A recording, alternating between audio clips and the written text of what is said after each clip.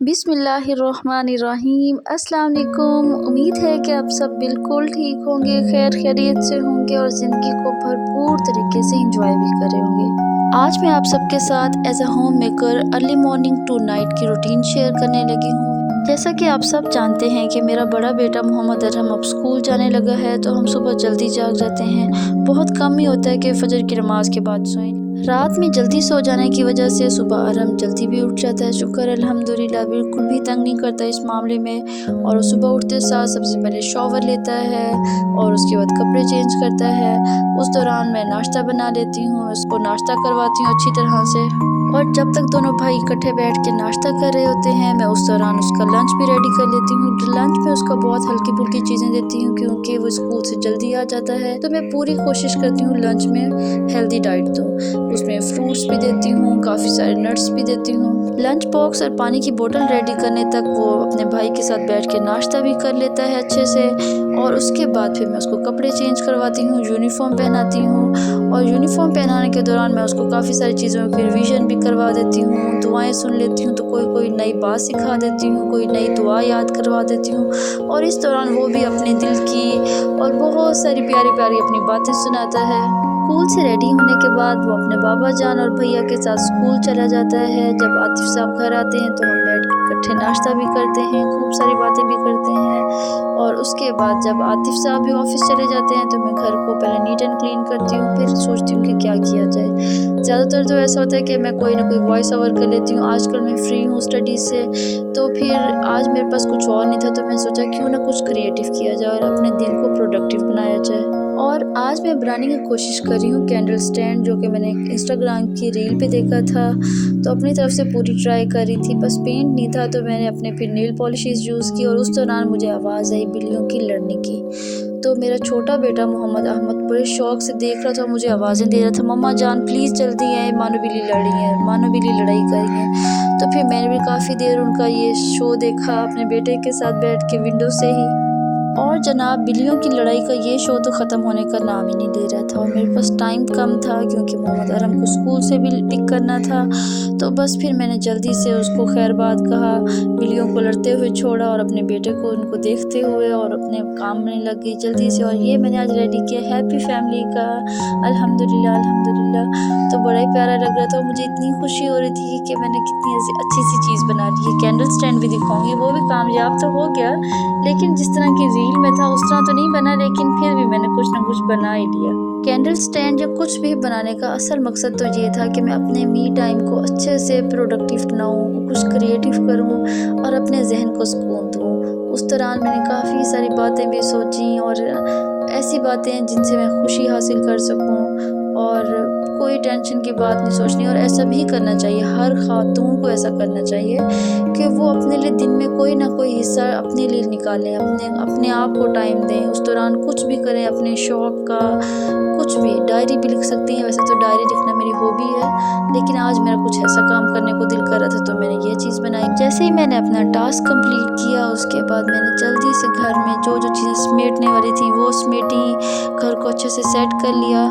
और जैसे जैसे मैं कर रही थी, जाने से पहले हर चीज़ समेट रही थी, और जो मैंने इतना सारा खलारा सा मचाया हुआ था चीज़ें बनाने के लिए, तो बस वो भी जल्दी से समेटा। और उस दौरान मुझे देखा देखी मोहम्मद अहमद ने भी अपने सारे टॉयज़ को समेटा, अपनी बास्केट्स में डाला, अपने रूम में ले गया और अपने भैया की साइकिल भी सेट करके रखी। और उसके बाद हम घर से निकल पड़े मोहम्मद अरहम को लेने के लिए।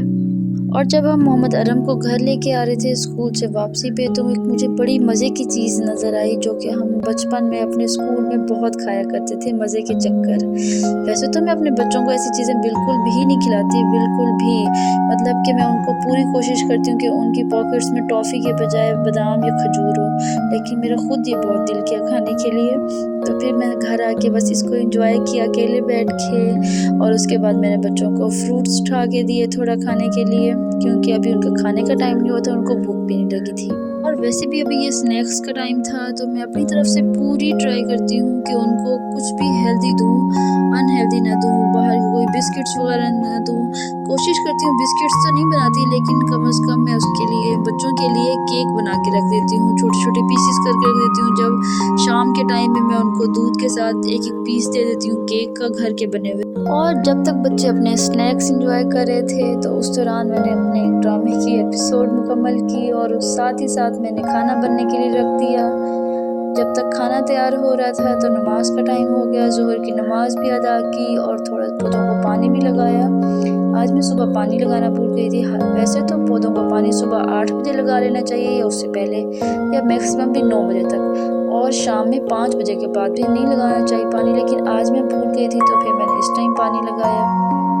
अब आहिस्ता आहिस्ता मौसम सर्दी की तरफ जा रहा है, तो धूप तेज़ तो होती है लेकिन इतनी बुरी नहीं लग रही होती।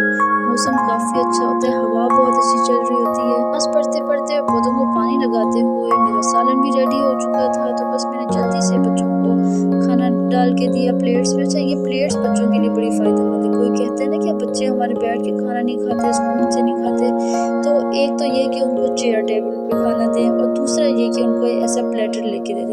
यकीन करें आपकी ज़िंदगी आसान हो जाएगी। बच्चे इतने सुकून से खाना खाएंगे, नहीं भागेंगे इर्द गिर्द भी, और अपने शौक़ से अपनी पसंद की प्लेट्स में खाना भी खाएंगे।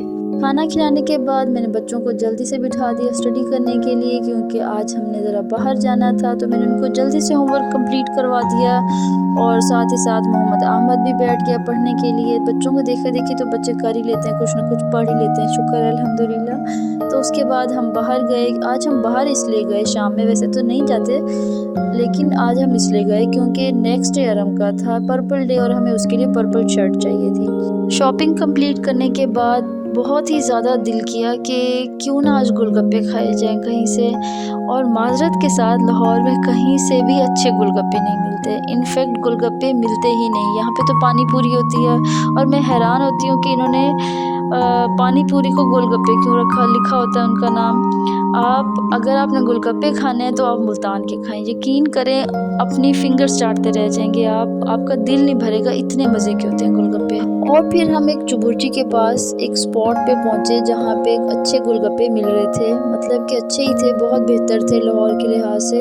तो बच्चों को वहाँ से हमने कुल्फ़ी खिलाई और घर आ गए। और जनाब अब टाइम हो रहा था 7:30 बजे का, और जो मेरा बड़ा बेटा है मोहम्मद अरहम साहब, वो सोते हैं जल्दी। असल में हम उसको घर में कहते हैं कि ये फ़ौजी बंदा है। वो इतना डिसिप्लिन है, इतनी छोटी सी एज में ही, और पंक्चुअल है, मतलब अपने टाइमिंग में बहुत कम ऊपर नीचे टाइम होने देता है, और वो टाइम पे ही सोता है। चाहे कुछ भी हो जाए दुनिया में, दुनिया इधर से उधर हो जाए, लेकिन उसको टाइम पे सोना है, उसको अपने टॉयज सेट रखने हैं, अपनी बुक्स नीट एंड क्लीन रखनी है। माशाल्लाह माशाल्लाह अच्छी आदत है, लेकिन हम उसको घर में मजाक में फ़ौजी बंदा कहते हैं। फिर जनाब जैसे ही मैं बच्चों को सुला के फ्री हुई तो लाइट चली गई, और ये मेरा कैंडल स्टैंड काम आ गया ना, जो मैंने आज सुबह बनाया था। तो कैसा लग रहा है आप सबको? और मैं इसको लाइट वाली कंप्लीट लुक भी ज़रूर दिखाऊंगी, लेकिन असल में अभी इसका पेंट अच्छा नहीं हुआ, मेरे पास पेंट कलर्स थे ही नहीं, और मैंने इस पर नेल पॉलिश से डिज़ाइनिंग कर दी थी। तो बस फिर इसलिए जब मैं फुल कंप्लीट कर लूँगी तो ज़रूर दिखाऊंगी। और उसके बाद लाइट आ गई तो मैंने हल्का फुल्का अपने लिए बर्गर्स बना लिए, क्योंकि हमें भूख नहीं थी इतनी गोलगप्पे खाने के बाद। तो बस 7 बर्गर्स बनाए, और साथ ही मैंने बनाई चाय। तो जैसा कि आज के व्लॉग में मैं कह रही थी कि हर खातून को अपने लिए मी टाइम ज़रूर निकालना चाहिए, तो उसी तरह ही हर कपल को अपना टाइम ज़रूर इकट्ठे स्पेंड करना चाहिए। दिन का कोई भी हिस्सा जिसमें इकट्ठे चाय पी सकें, अपनी दिल की बातें कर सकें, दिन का अपनी रूटीन शेयर कर सकें, लेकिन मोबाइल एक तरफ रख के और फिर इशा की नमाज अदा करने के लिए जैसे ही मैं वज़ू करके बाहर आई तो देखा इतनी खूबसूरत हवा चल रही थी, तो मैंने जल्दी से जाए नमाज वहीं बाहर बिछाई और नमाज अदा की। अभी मैं नमाज कंप्लीट करने ही वाली थी कि इतनी तेज़ आंधी चली कि मैं तो पहले डर गई, क्योंकि इर्द गिर्द इतने बड़े बड़े ट्रीज थे जिसकी आवाज़ बड़ी ही डरावनी किस्म की थी, और इतनी बिजलियाँ कड़क रही थी। और फिर देखते ही देखते तेज़ बारिश भी शुरू हो गई, तूफ़ानी किस्म की। और यूँ हमारे दिन का इख्तिताम हुआ। शुक्र अल्हम्दुलिल्लाह आज का दिन भी खैर खैरियत से गुजर गया। उम्मीद है कि आप सबको आज का व्लॉग ज़रूर पसंद आएगा। तो फिर मिलते हैं नेक्स्ट व्लॉग में। अपनी दुआओं में याद रखिएगा और अपना बहुत सारा ख्याल भी रखिएगा। अल्लाह हाफिज़।